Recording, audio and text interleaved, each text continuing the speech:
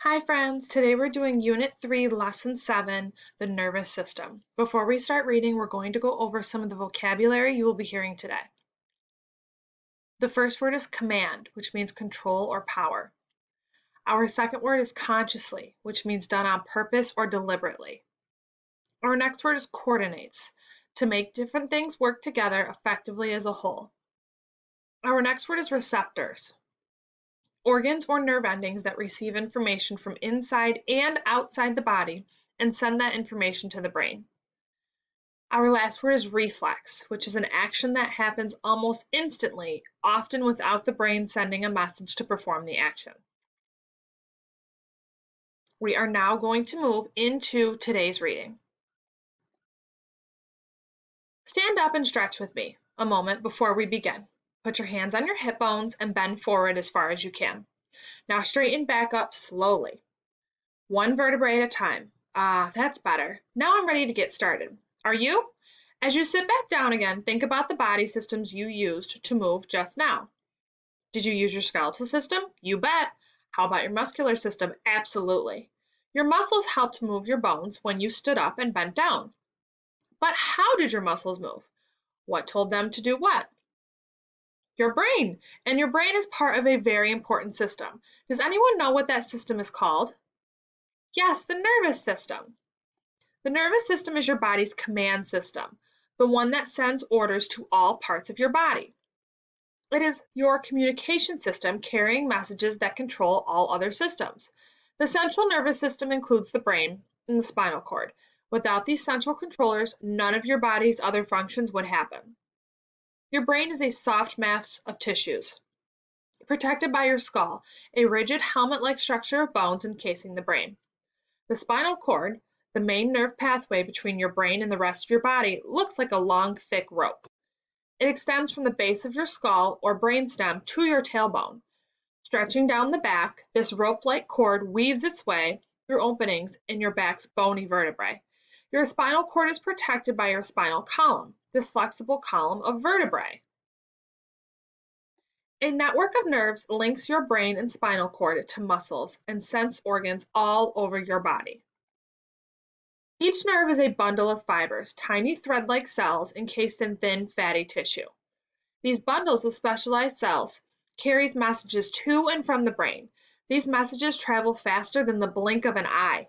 Some nerves collect messages from your brain and carry them to your muscles. This is what happened when you stood and bent over a few minutes ago. You consciously controlled your own actions with your brain. First, you made the conscious decision to stand, and your brain received that decision. Then, electrical signals were sent out from your brain along nerve fibers to your muscles, telling them to tighten or contract. For every movement that you make, your brain coordinates the timing of muscle contractions, telling your muscles when to tighten, how much to tighten, and for how long. Your nervous system works with your bones and muscles to follow your brain's commands. Some nerve cells collect messages from parts of your body and from your environment and the world around you. These nerve cells are called receptors. Receptors collect messages through your eyes, ears, nose, tongue, and skin. Each of your five senses works with your brain to help you understand the world around you. Eyes pick up light and color and send pictures to the brain to help you see. Ears pick up vibrations from sound waves, carrying them to the brain to help you hear. Sensory cells in the nose react to chemicals in the air, sending messages to the brain to help you smell.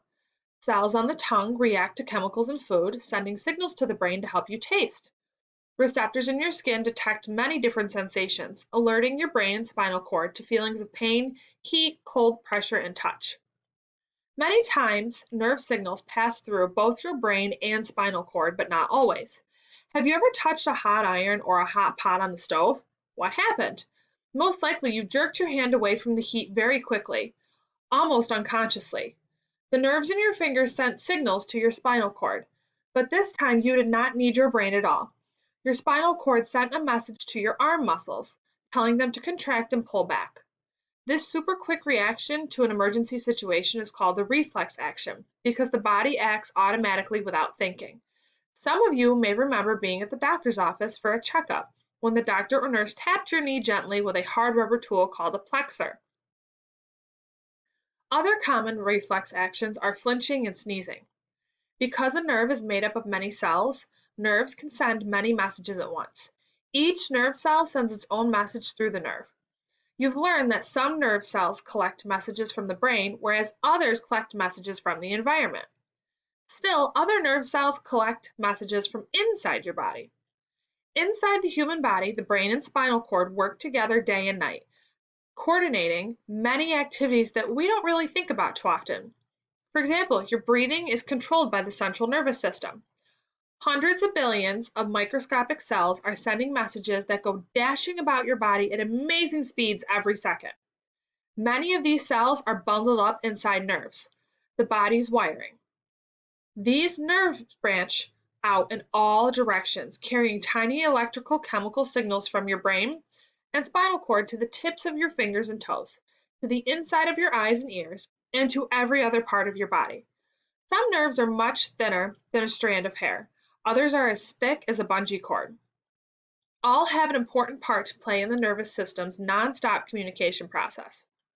The nervous system processes almost everything you do. It helps you laugh and scratch your chin.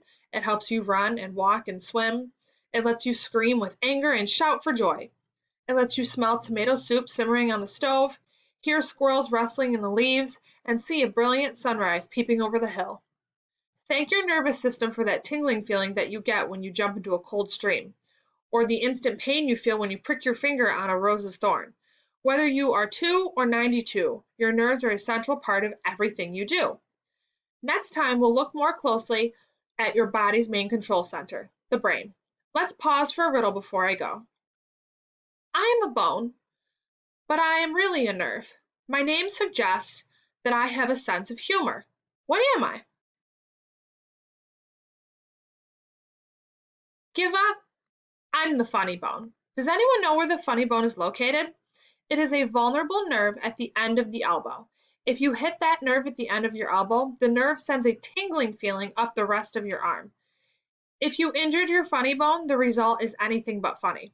It can be very painful, causing numbness in your forearm and hand. So as it turns out, the funny bone is not only not funny, but it's not a bone at all. Be careful the next time you're wrestling with your friends. You won't be laughing if you hit your funny bone. Well, I'll be back next time to tell you more about your body's command center. Can you guess what I mean when I say command center? See you later. You may now move on to Unit 3, Lesson 7, Google Form.